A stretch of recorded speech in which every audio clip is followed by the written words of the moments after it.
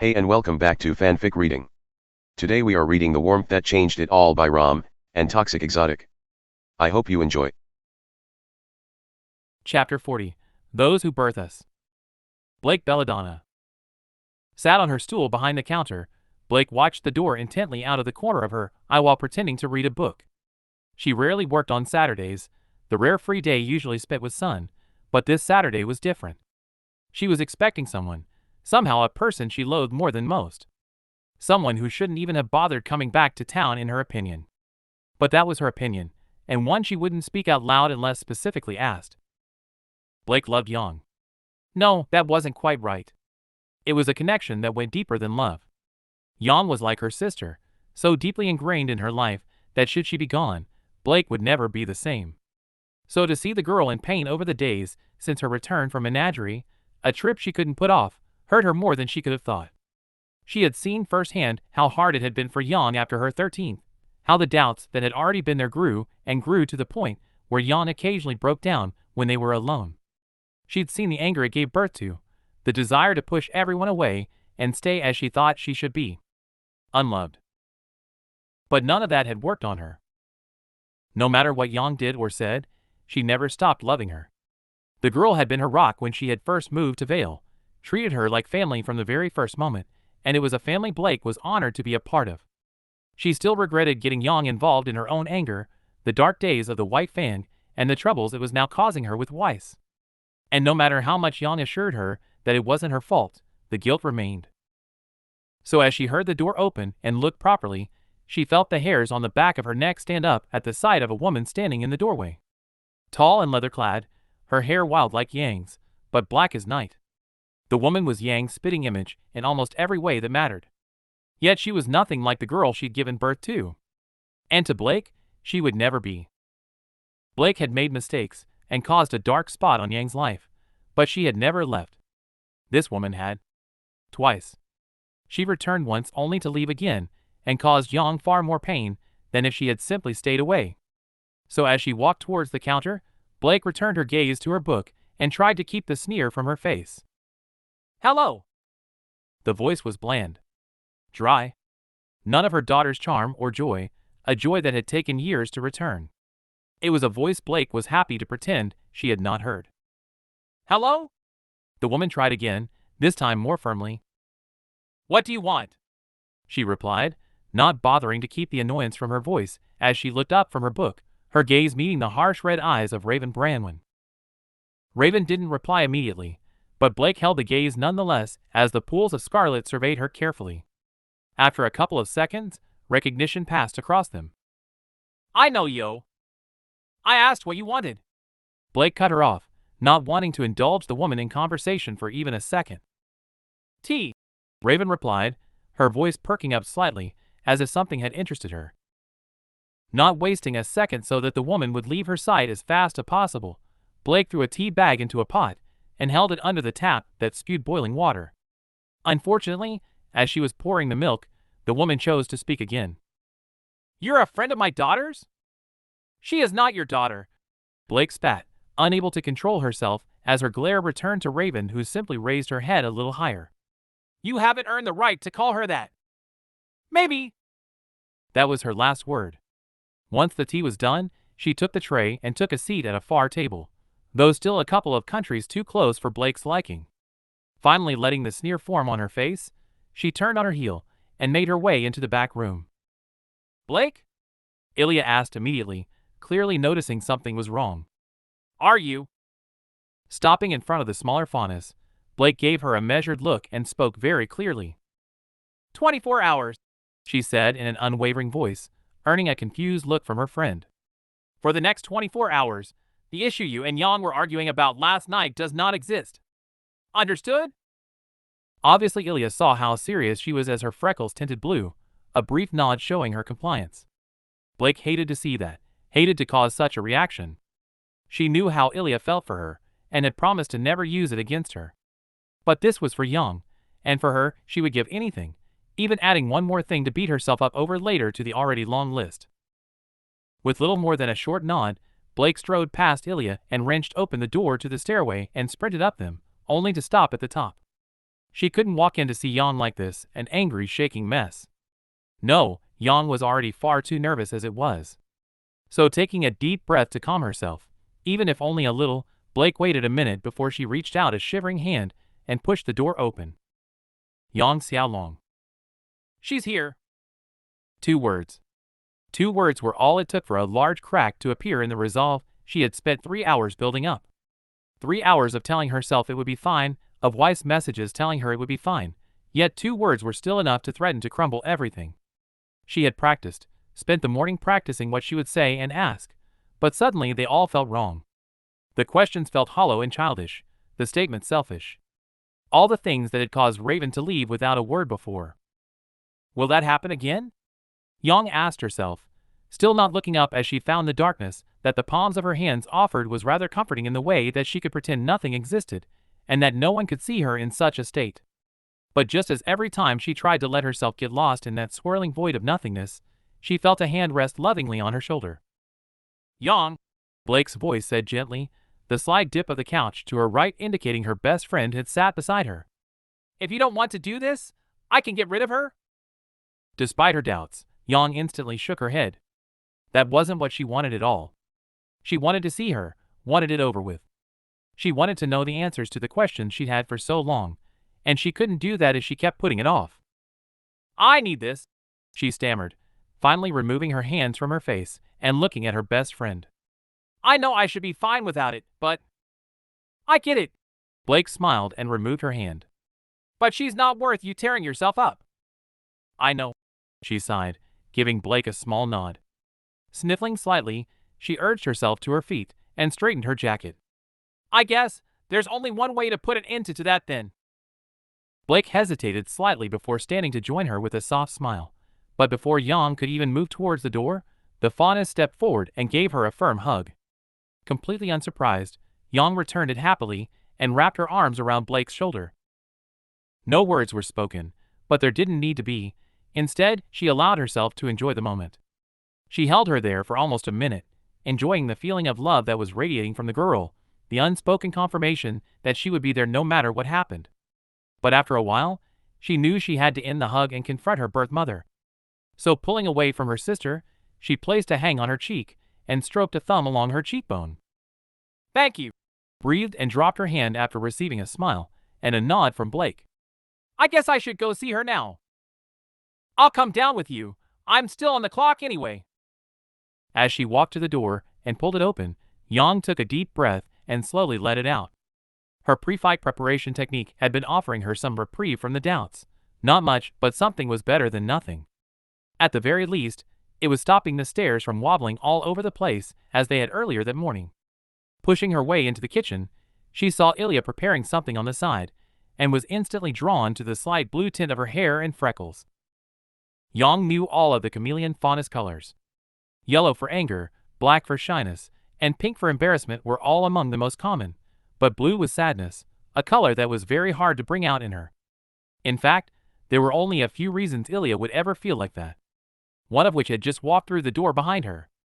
From the way Ilya pointedly looked away, and the blue deepened, Yang quickly put together that Blake had likely said something regarding the previous night's argument about Weiss and let out a deep sigh. She hated what Blake did for her sometimes, not because she didn't appreciate it, but because the sullen fauness often spent days beating herself up for it. So as she came to the door that led out into the store, she stopped and turned to look at Blake. Whatever you said to Ilya, please apologize, she whispered, her words little more than a breath so that only Blake could hear, the girl's face falling instantly. I will. Giving a slight nod of thanks, Yang took another breath and placed her hand on the door to the store. She'd walked through it thousands of times. Most of the time it had been work, meaningless calls to make food or serve a customer. Other times it had been for moments she now cherished, such as walking out to see Weiss for the first time. But never had she struggled to open the door like she was. With every bit of pressure she applied to make the door move, nothing happened except her heart rate picking up slightly. She knew what was on the other side, who was there, and her body seemed unwilling to make that final push. Thankfully, Blake was there to help, just as she always was. The girl's long fingers wrapped around her own on the handle, and feeling a burst of confidence, she tried again to open the door, and was happy to find that it was no longer heavier than a block of iron. As it opened, and the sounds of the patrons drifted through, Yang found herself trying to pick out her voice among them, knowing it was foolish as she'd only ever heard a couple of words, and there was likely no one for her to talk to in the store anyway. But she listened nonetheless. She listened all the way until the door opened and the store came into view. From her current position, she couldn't see Raven, so before her doubt could cripple her again, she took a deep breath and stepped out. That was all she needed. The second she stepped out of the back room and into the soft yellow light, and glanced around the room, a woman in black and red leather stood out like a sore thumb among the other diners. Her black hair was almost identical to her own, even down to those couple of strands at the very top that refused to stay down. The woman's face was even more like her own than Yang remembered, and even with a few wrinkles around the eyes that had already locked onto hers, Yang knew that no one would ever doubt that they were related. A weird energy pulsed through her as she stared into the deep, scarlet eyes of the woman who had abandoned her. It wasn't like the earlier nerves and doubts, though those were definitely still there, but something more akin to what she felt before a fight. Adrenaline. The same thing that tore through her when Adam had cornered her and Blake years ago. Clearly her body had finally caught up to her brain on understanding that before was something she couldn't run from, and had begun to respond in kind. As usual, she felt herself shake a little, but thankfully it was much easier to walk. With small steps, she slowly made her way around the counter towards the woman, her heart racing faster as she approached. When she got close, Raven stood up and removed a white motorcycle helmet from the table. She rides a motorbike? She couldn't help but think to herself, wondering if their mutual interest was just a coincidence. You actually came. It was one of the many thoughts she had over the weeks, the idea that she could wait in the shop all day for nothing, that Raven would simply decide against meeting and not show up. Therefore Yang wasn't so surprised that the words fell from her before she could stop them, but she was surprised to hear the relief in her voice. Did she really care that much that Raven had shown up for once? Either way, clearly Raven heard it too, as her face fell into a frown for a fraction of a second. I deserve that, the woman said, her voice higher than Yang expected. Or remembered. It wasn't an apology, but at least it was an admission that she'd done something to earn some doubt. Yang swore she could see some regret as she looked into the woman's eyes, but she was sure that was just her imagination. Should we yes? Wait! Yang interrupted. Know that she needed to clear something up before they sat down. Even if it was for her own sake. I need to say something first. Raven replied with a simple nod as she sat down herself, an intrigued look in her harsh, red eyes. Taking a deep breath, Yang released it and began what she had practiced in the mirror for hours the night before. I'm glad you came. I want to hear you out and see what happens, but I need you to understand something. No matter what happens here, or in the future, Summer will always be my mom. And nothing can change that. Raven kept eye contact with her as she spoke, the scarlet so deep that someone could be forgiven for thinking they were bleeding. The woman's brow furrowed a little more with each word, but thankfully, she didn't interrupt, obviously aware that Yang was serious. In fact, once Yang finished her statement, Raven closed her eyes for a second before opening them with a nod. I expected as much, she said, a slight undertone to her voice that Yang didn't recognize. But you should understand that I am not going to attempt to be Summer. That isn't who I am. The second line was said differently than the first, and Yang clearly recognized the undertone this time. Resentment. For what? Yang had no idea. But maybe it had something to do with the betrayal her dad had talked about when she'd asked why Raven left. Nonetheless, she would hopefully find out the rest of that story soon. I don't expect you to be, Yang replied, pulling out the spare chair and sitting down while Raven placed the helmet on the floor. Good, Raven replied as she sat back up and poured herself some tea, offering the pot out to Yang, who refused.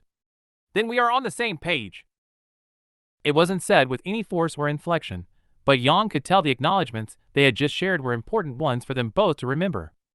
Tai had said that getting to know Raven would be tough, that everything with her was difficult, and with just their few shared words alone she could tell that was the truth. Fortunately, as she had no idea how to continue, she was saved having to by Blake, who wordlessly handed her a drink with a smile. Thanks, Yang said, neither her or Raven missing the filthy look that was thrown towards the older woman, and Blake left. I see your friend doesn't like me, Raven said simply, taking a sip of her tea. That's an understatement, Yang thought to herself as she took a sip of the lovely strawberry hot chocolate that Blake only bought for her. While Blake had never told Yang her true feelings toward Raven over the years, Yang knew the thinly veiled contempt at the mention of her name, and how she would always say Raven didn't deserve her anyway were enough to show her true feelings. Still, Yang appreciated Blake's refusal to straight up admit it, as it indicated she understood that a part of Yang did care about the woman before her. "No, she doesn't," Yang replied honestly, taking another sip of her drink and placing it on the table. "She has her reasons." "MHM," Raven hummed, again not denying those reasons, but quickly moving on from them with a sigh. "I'm sure you have many questions for me, Yang." "I do. And I will answer them in time," Raven finished firmly, taking another sip of her drink.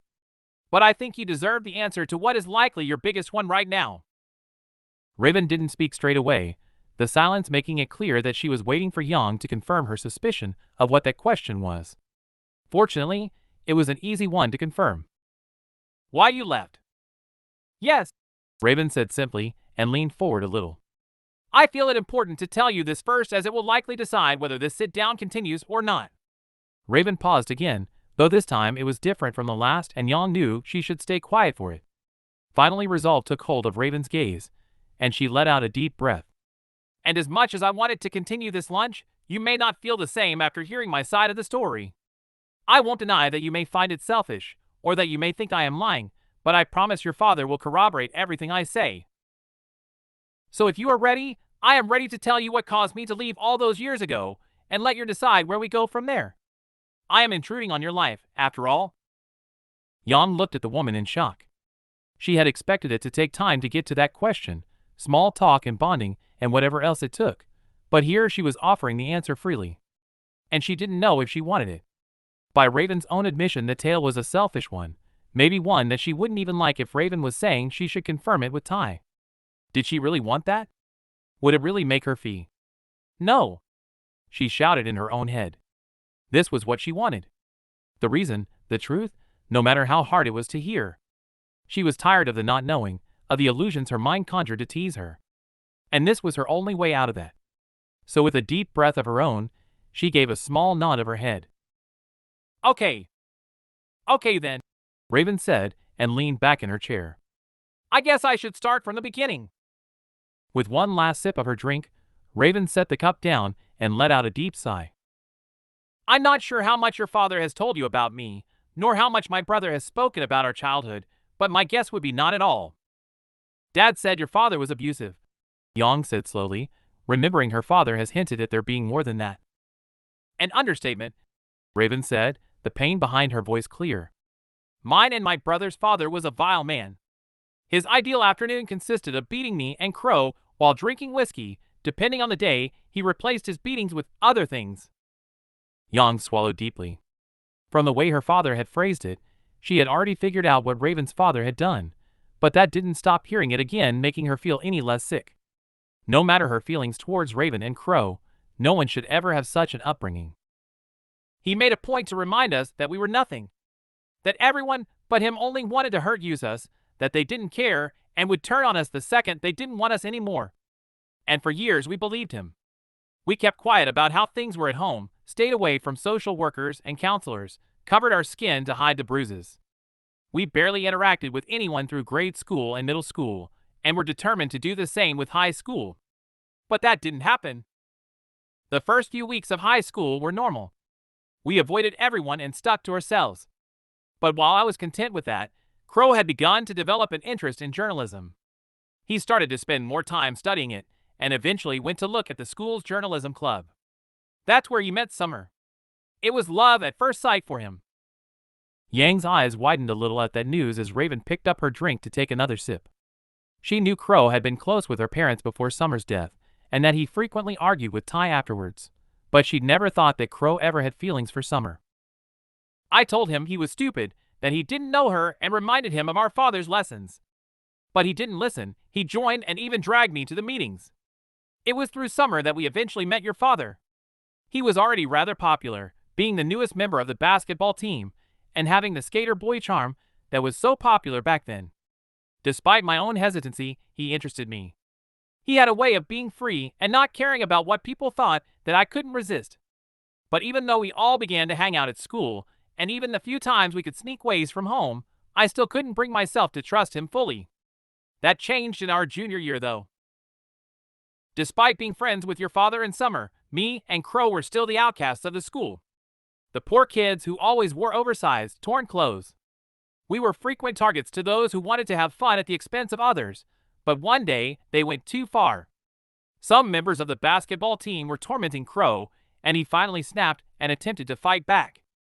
Your father had stepped in to stop them plenty of times before, but when he saw 3 of his team members beating my brother, he flew into a rage and jumped in. He didn't win, but he succeeded in breaking 2 of their noses and almost had the other on the ground.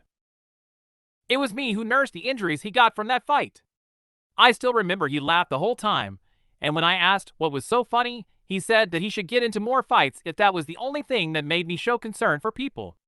It was that which caused me to finally let my walls down.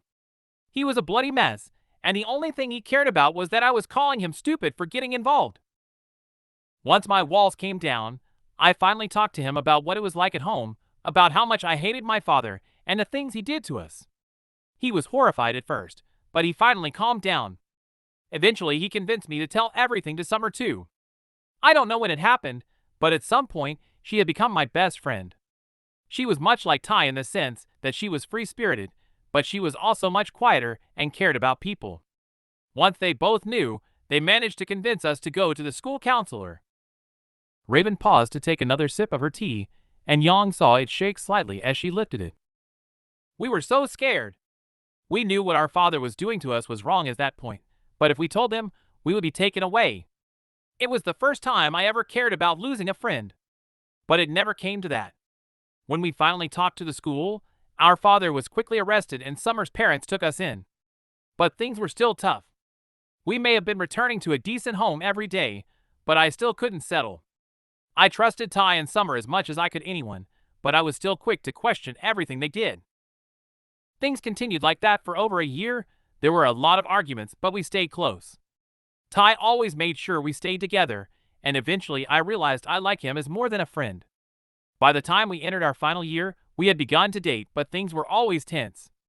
Your dad tried to reassure me that he liked me, but I could never shake the feeling that he was just settling. Then came one of the bigger falling outs we ever had. It was almost graduation, and we all attended a party together. While me and your father had been dating for nearly a year, nothing had really progressed because of my past. But that night we finally took that step. Little did I know that the very same night, Summer and Crow got drunk and also took that step. For Crow, it was a dream come true. For years, and he finally thought Summer was interested. But for Summer, it was a mistake. She had been upset about something and sought comfort from Crow because she knew it would be easy. What? Yang asked at Raven's revelation. Crow was heartbroken after she told him it meant nothing. I was furious when I found out. My best friend had used Crow's love for her as a meaningless distraction, and for once, instead of trying to keep us together, your father was just as furious and sided with me. Crow didn't know what to do and tried to take Ty's place of keeping us together, but we fell apart anyway. Me and Crow moved out soon after, and it wasn't until our second year of college that we finally mended that bridge. Crow had forgiven her, and Ty was no longer angry, so I let her back in too. For a while, things were back to normal. I remembered what she did, but put it aside as a mistake. I had my best friend back, and our group was whole again. She was the first person I told that I was pregnant. She helped console me. She knew I never wanted kids, never wanted to pass along my baggage, but I also couldn't get rid of you. That wasn't me either. Ty was so happy when I told him though.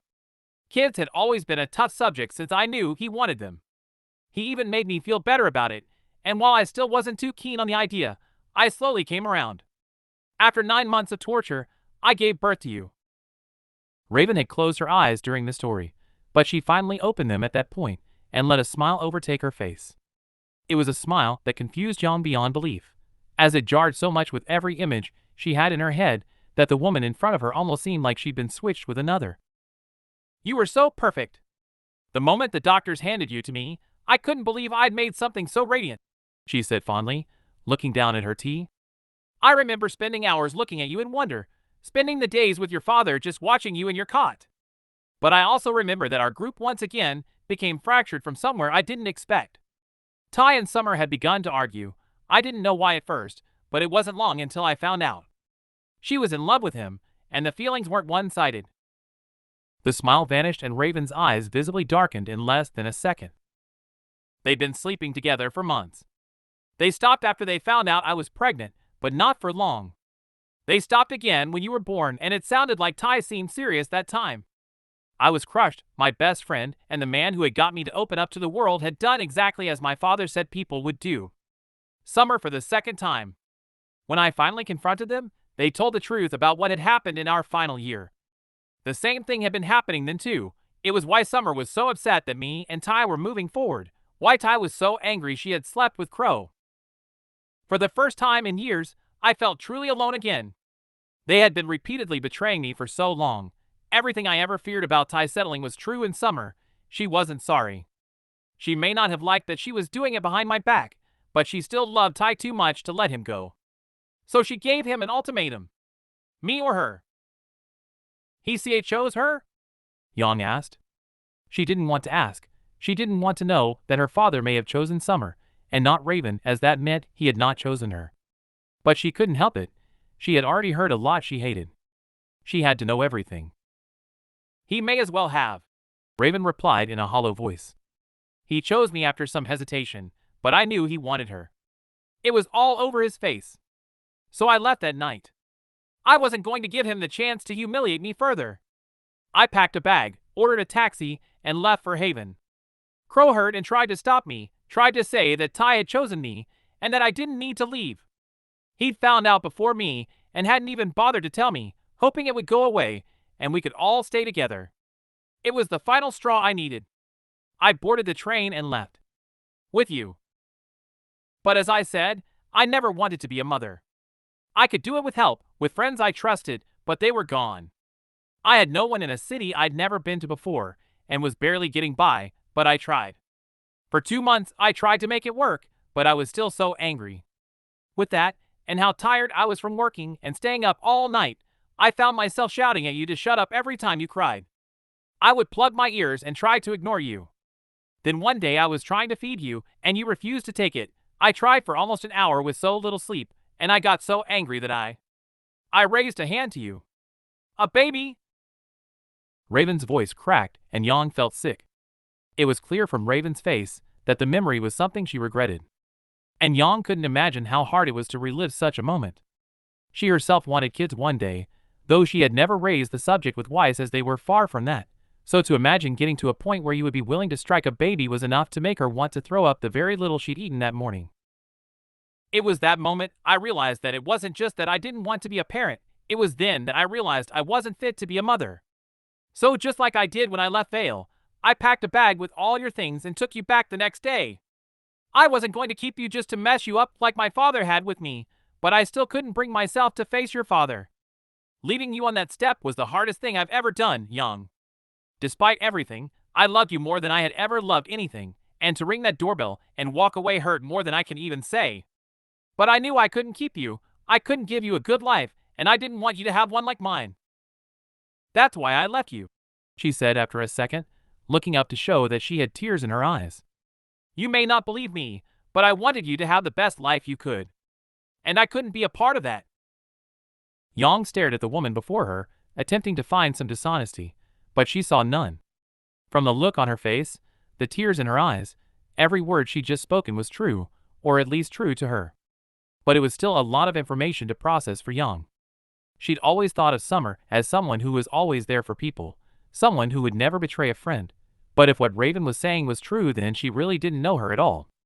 The woman she knew would never have acted in such a way as Raven said. Yang! The woman was cut off as Yang stood up. She didn't know what to think anymore. She never thought Summer to be a saint, but this was just too much. So stepping away from the table, she looked Raven in the eyes. I need a minute. Before Raven could even reply, Yang took off towards the back. Resting her hands against the cold metal of the dumpster, Yang took in a deep breath of cold air and leaned over. It had been almost 10 minutes since she'd left the table, left Raven sitting there without waiting for any acknowledgement. She had no idea if the woman would still be there or not when she went back, but if she was honest with herself, she had no idea about anything at that moment. What did someone do when they found out the person they idolized was actually capable of such things? That the person you believed to be without flaw turned out to have just as many flaws as everyone else? What did you do when you found out your father had lied to you for years? That was what Ty had done. He'd lied. Not just about Summer and who she was, but about knowing why Raven left. She'd asked him less than a month ago, she'd asked him years ago, and the only reply he'd ever given was that he'd screwed up. Sure, that wasn't a lie in itself, but he'd never mentioned Summer. Never mentioned the role she had played, never mentioned that they were both the reason, never mentioned anything but vagueness about betrayal.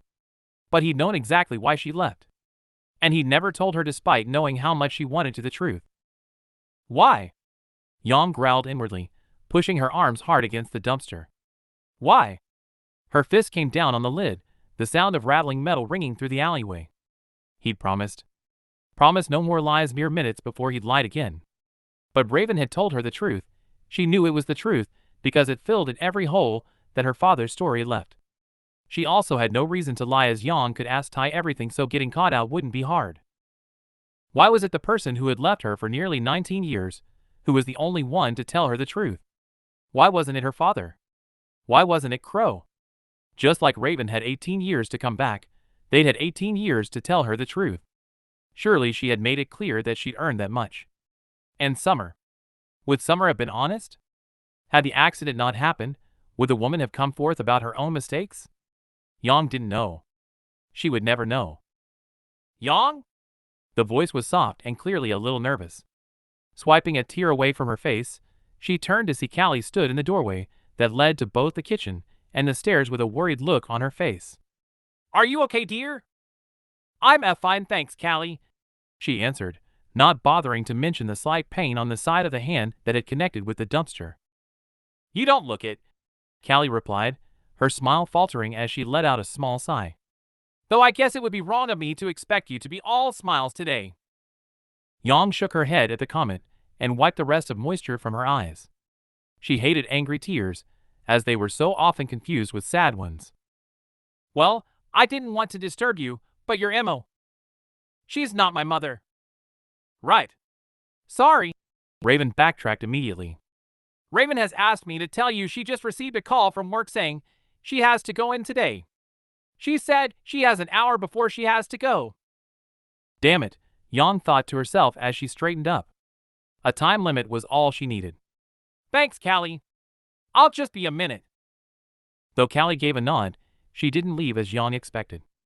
Instead, she remained in the doorway with a look on her face that indicated she wanted to say something.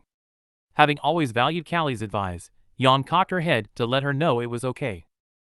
Yang, as a mother, I can't stand those who abandon their kids, Callie said firmly, her amber eyes, so like Blake's, locking onto her own. But as a mother, I can also see how much regret that woman holds. I've seen it in you and Blake more times than I can count. Thanks, she smiled to a woman who had, for all intents and purposes, been a mother figure to her over the years. Please tell her I will be back in a minute. This time Callie did disappear, though not without a kindly smile first. Alone in the alleyway again, Yang let out a sigh and leaned back against the dumpster, pulling her scroll from her pocket and quickly seeking her father's number to hit call. Before the meeting continued, she had to know if the woman was telling the truth. Thankfully, her father didn't take long to answer. I'm guessing this is the call to tell me we need to talk, he said, his voice gravelly. Yes, Yang replied honestly. But we will talk properly when I get home. I only need to know one thing right now, and I don't want a lie or a half-truth. I want you to be straight with me. Raven told me why she left. Is she telling the truth? Silence filled the line for a couple of seconds, and though that was enough confirmation to Yang, she needed to hear it from him. It's a little more complex. Yes or no, Dad? She interrupted, not willing to put up with the vague answers anymore. Yang, Ty sighed, and she could hear the defeat in his voice. There is a little more to it from our side. But yes, what Raven has likely told you is true. Thank you. Yang breathed, pushing herself off the dumpster and preparing to go back in. I'll be home tonight. We can talk then. Sounds good, Fireball. I love you. Love you too, Dad. Yang replied and closed the scroll, pulling the door open and returning to the store. As she walked through the back room, Blake handed her another hot chocolate as the last had been left on the counter to go cold, and Yang mouthed a thank you to her. With her main question answered, it was much easier to progress into the store this time, the door easily responding and allowing her entrance. Raven was still sat in her seat, though her leather jacket had been removed to reveal a red blouse with a black vine pattern. Clearly the woman had a favorite color scheme. Approaching the table, she sat back down and took a sip of her drink while Raven looked at her carefully. Now that her nerves had all but gone, and she wasn't listening intently to every word, Yang took a moment to survey the woman. Despite only being in her early 40s, she already had wrinkles around her eyes, and upon closer inspection, her hair was not exactly like her own. Instead, the back was jagged and spiky, like a wild coat of ruffled feathers. Around her neck was a set of black beads, and the hint on a tattoo peeked out from her top. As Yang was looking at her, she heard the woman say something that brought her back. I never thought you would look so much like me. It was a simple admission, but one that Yang could tell held great intrigue to the woman. When you were born, you had short, blonde hair that refused to grow. The doctor said it was normal, but I took it as a sign that you took after your father more than me. It still takes forever, Yang admitted slowly, the slow growth of her hair part of the reason she hated getting it cut at all. A short silence followed, one that Yang didn't like, as the only thing it did was remind her that they didn't have long anymore. Taking another sip of her drink, she placed it on the table and gently tapped its sides. So, you said you moved to Haven? I did. Raven nodded, pouring more tea into her cup. It was far enough away for a fresh start. So why are you back now? Yang asked, not trying to sound rude, but unable to keep the accusation from her voice. In Vale? I got into a little trouble a couple of years ago. Raven sighed and took a drink. There was an accident. Some idiot knocked me off my bike and I lashed out. I didn't realize that one of the people I punched was a cop until I was in cuffs. You were arrested? Yang said, not expecting that one bit. Well, it wasn't exactly my first run-in with the law, but that time I ended up spending 3 years in jail. Oh. I was supposed to serve 5 years, but my sentence was reduced for good behavior, Raven explained further. But while I was there, I realized that nothing had changed about my life. I may have been behind bars, but there wasn't any difference to when I wasn't. I was still alone. I still had no one. Meanwhile, most of the women around me were talking about the things they regretted, the things they missed. I'm guessing one of those things were their kids? Yeah, Raven said with a nod. They had us do group sessions to work on anger and stuff, and there was one woman there during my first year. Vernal. She was barely older than you, but she got into some serious trouble, and her baby was taken. She was a rough one, but she was strong-willed, and I watched her fight tooth and nail to see her child, but she never got to. There was a falling out between her and another inmate, and the other inmate killed her. I'm sorry, Yang said as Raven paused to take a drink. From the woman's strained voice, it was clear Raven was close to her. You were friends? Sort of, Raven confirmed. We talked a lot. She talked about her kid, and I talked about you. She always told me I should get over myself and try to fix it. The week before it happened, she just received good news from the social services. She was so happy. She told me that if she could get a second chance, then I could too. So when my review came around and I found out I was eligible for probation, I asked my lawyer to request permission for me to serve it here in Vale. It took some convincing, but the judge agreed, so long as I continued to meet certain conditions. So you're still on probation? Yang asked carefully, receiving a nod of confirmation. What are the conditions? That I have a job. I also have to attend therapy and check in with my parole officer. And you're doing that? I mean, I know you have a job, but the other things? Yang didn't know why, but she actually cared. I am, Raven replied firmly. I'm serious about this, Yang. I asked to come here so that I could try to fix this. I know that the last time I tried this, I did it all wrong and ended up hurting you more, but I want to do it right this time. Yang looked into the woman's eyes and saw nothing but honesty. The fact she had waited months for Tai to pass on her message was enough proof for Yang. But that didn't mean Yang was willing to forgive. Raven may have come back, but she'd left more times than she returned. "And how did I know you won't just leave again?" she asked, feeling the need to voice her concern. "You may be serious now, but you were serious when you took me. You were serious enough to come back 5 years ago, but you still left." Apparently Raven seemed to have been expecting that question as she closed her eyes contemplatively. After a short silence, she let out a long sigh and leaned forward to look at her properly. "I know I've never given you a reason to trust me, Yang," Raven said cautiously, like she was trying her best to pick the right words. "I would even say I'm somewhat an expert on not trusting people. But I'm not going anywhere this time. I'm not saying I don't have my issues, and I certainly don't deserve what I'm asking for. So if you say no, then I will respect it, but please, all I'm asking for is one more chance." Yang stared into the woman's eyes so intense that it almost felt like they were begging. As she looked into them, she asked herself if she really was thinking about it. She had received the answers she wanted, the main ones at least, and Raven was right. Yang had no reason to trust her. Except that wasn't true anymore. Was it not Raven who had been the first to tell her the whole truth? Had Raven not been forthright about her past? While it wasn't exactly trust, there was something to be said that the woman was treated her how she wanted to be treated. As an adult. But was that enough? Was that enough of a reason to put aside the years of torment and potentially risk years more should the decision not pay off? Yang didn't know. She had no idea if the risk was worth it or not, but she knew she had more questions. She had spent 5 years wondering, and she wasn't ready to stop now. So giving a short nod, she heard Raven let out a relieved sigh. "I want to know you," Yang admitted, tapping her cup nervously against the table. "And you were honest with me, so I'm willing to try. But this is your last chance, Raven. If you leave again, you won't get another." "Thank you, Yang," Raven breathed, the relief clear in her voice as she sat back in her chair. Leaning back in her own and taking a sip of her strawberry hot chocolate, Yang watched Raven take a sip of her tea. As the cup was raised to her lips, Yang swore she saw a smile tugging at the woman's face and took that as a good sign. "So?" she breathed, figuring if she was going to get to know the woman, she should probably try asking some questions.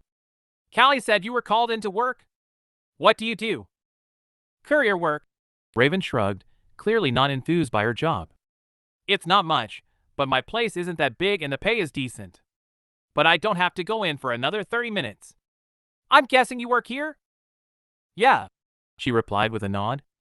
"I pretty much spent every day here after school, and it helps Blake, my friend, out. Also gives me a little spending money." "That's good of you," Raven hummed. "I saw you also do boxing too." "You saw?"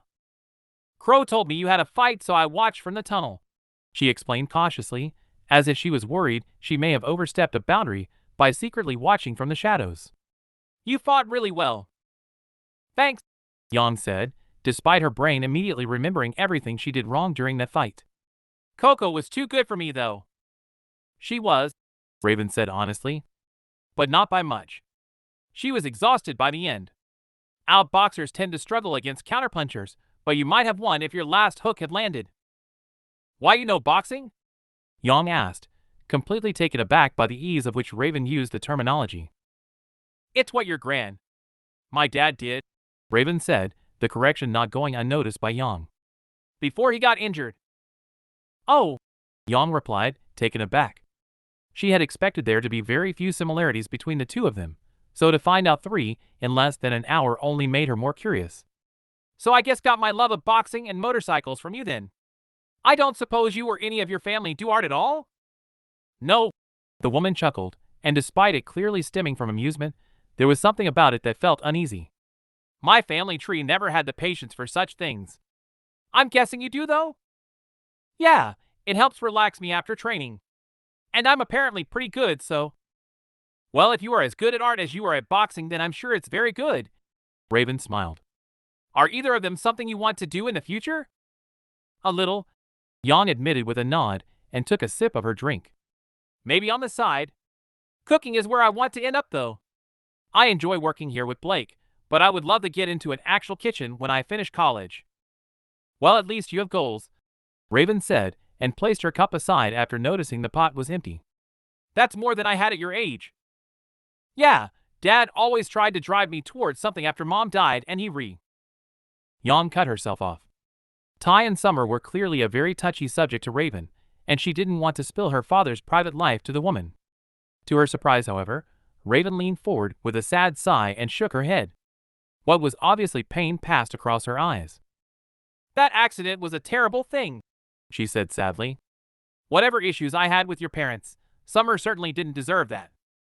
"No, she didn't," Yang agreed and placed her nearly empty cup aside too, as a question popped into her head. Did you go to her funeral?" Raven took a couple of seconds, but eventually gave a short nod. "I said I wasn't going to, but she was my best friend for years. I stayed in the trees until everyone left though. Crow tells me Ty took it rather hard afterwards." "He's still taking it hard, he's just better at not showing it," Yang said easily, knowing it was the truth. "But yeah, it was just me and Ruby for a while." A short silence followed, Raven looking down at the table and Yang watching her curiously. With the issue between her, Summer, and Ty, Yang couldn't help but be curious how the woman would react to Ruby. The young girl was pretty much the culmination of everything that had hurt Raven, but to Yang she was everything. Nothing, not even Blake or Weiss, was more important to her, so she knew that would eventually be the biggest test. But that wasn't a test that had to happen just yet. "From what Crow told me, it sounds like it was tough on you too." "It was," Yang nodded. "But I did what I had to do to keep my family together." "How much has Crow been telling you anyway?" "We've stayed in contact for the most part," Raven admitted. "But even that relationship took a while to fix. It was him who told me your father was throwing a party last time I was in Vale." "You were already in town?" "My father passed," Raven said with a bitter undertone. "I took my chance to spit on his grave one last time.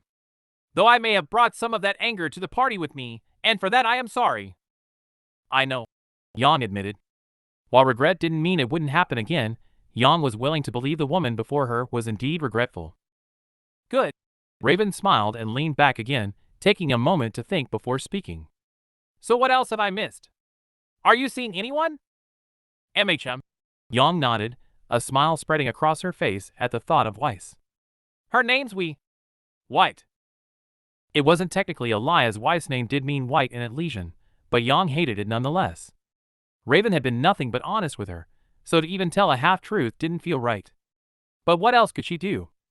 Though she was giving Raven a second chance, the trust wasn't there yet, and even many of her friends didn't know about her relationship with Weiss. "I'm guessing from that smile you two are happy?" "Yeah, I'm lucky to have her." Yang smiled. "What about you? Did you ever find someone else?" "No," Raven replied simply. "I realized years ago that I'm better out of relationships than in them." "Ah," she hummed, turning to look at the clock to see there was only 10 minutes left. Something that Raven clearly noticed too. "Doesn't that get lonely?" "Not really." Raven shook her head and pulled her leather jacket back over her arms. "But while I really would like to continue our talk, I really should get going. I can walk you to your bike." The words spilled from Yang's mouth before she could stop them, but as they slipped out she realized it was because she also didn't want the talk to end. She was finally making headway, finally getting answers to questions she'd had for years, and she didn't want that to stop. So despite herself, she felt a small wave of happiness wash over her when Raven gave her a slight smile and stood up. As she stood, Raven picked up her helmet, and now that she was much closer, Yang managed to get a proper look at it. While most of it was white, a rather stark color contrast to the rest of her attire, it did have thin red lines that accented every curve. The helmet itself was shaped somewhere between an animal skull and a knight's helmet, and Yang was sure it would look rather intimidating when the woman put it on. "Let me just take this back," she said, picking up the tray. "I'll be outside." Returning the earlier smile, Yang made her way back to the counter where Blake had apparently been watching them, as her eyes followed the older woman out of the store. Seeing the scowl on her brow, Yang placed the tray on counter and reached out to poke her best friend on the forehead. As the grumpy fauness turned to her, Yang gave her a wide smile and leaned on the counter. "You're gonna replace the grumpy cat meme with that face. She doesn't deserve this chance you're giving her," Blake said bluntly, taking the tray and passing it to Callie. Letting her face fall at Blake's words, Yang let out a sigh and poked her friend again. She loved how much Blake cared for her, loved the bond they shared, but she really was a little too slow to trust sometimes. Fortunately, no matter how much Blake hated Raven, Yang knew the girl wouldn't try to talk her out of the decision. I know, Yang said softly. But I want to know her. I hope you don't expect me to like her. Don't worry. Yang chuckled and lifted up a glass lid from a nearby jar to pull a cookie from underneath. You can scowl at her all you want. Good. Blake smiled smugly, reaching out to snap half the cookie off. Anyway, I should go out and see her off, she said, and pushed herself off the counter. Ninjas of love when I get back in. Sure. Grinning as Blake rolled her eyes, Yang turned and made her way outside where Raven was waiting. Pushing the door open, a blast of chilled air forced her hair back, though thankfully it was no longer as cold as it had been weeks ago. Vale had always been rather strange around winter, with a chill rarely lasting more than a month before starting to heat back up again. Not that it bothered Raven, who leaning against a gorgeous red and black motorcycle, her helmet resting on the seat. That's yours? Yeah, Raven said, and for the first time Yang heard pride in her voice. Took a while to save, but she's worth it. Don't you think? Absolutely, Yang said, and reached a hand out to stroke the seat, half expecting Raven to stop her.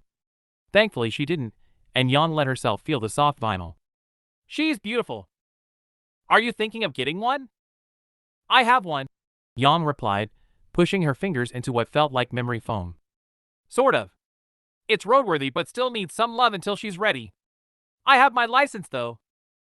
Well, I hope you get it done soon, Raven said sincerely, and threw her leg over the bike. There's nothing quite like riding one of these to clear your mind. Giving the woman the first genuine smile of the day after having found something easy for them to talk about, Yang removed her hand as Raven sat down.